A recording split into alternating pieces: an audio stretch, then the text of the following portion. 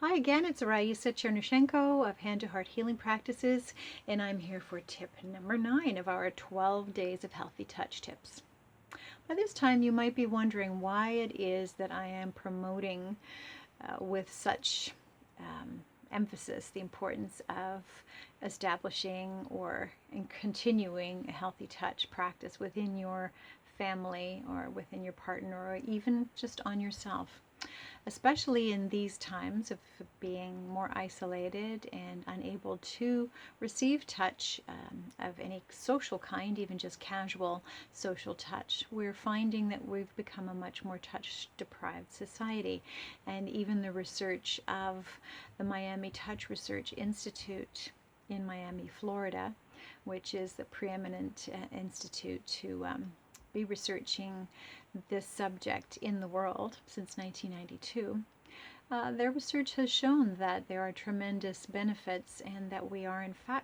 in fact become even more touch deprived. Many of us in North America may not have noticed because we tended to be less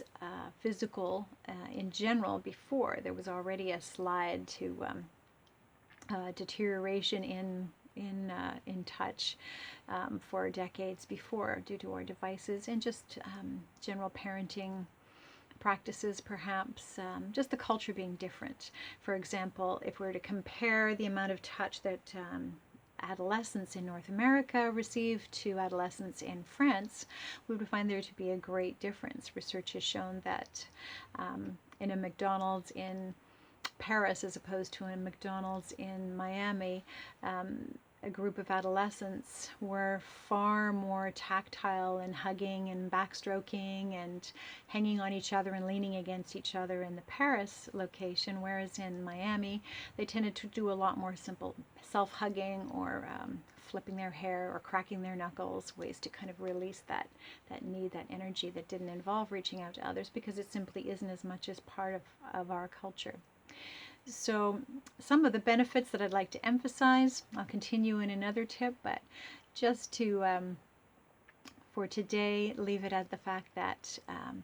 we can see that it's clear evidence that we will benefit from simply moving the skin. Now, if you're living alone, that can be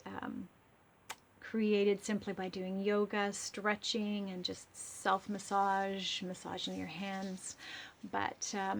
in parent-child relationships and partner relationships, we definitely do see a definite increase in self-esteem, decrease in anxiety, depression, improvement in infants in digestion and deeper sleep and the ability to self-console, and just improved self-awareness and body image. So bear that in mind as you consider creating this wonderful practice within your family.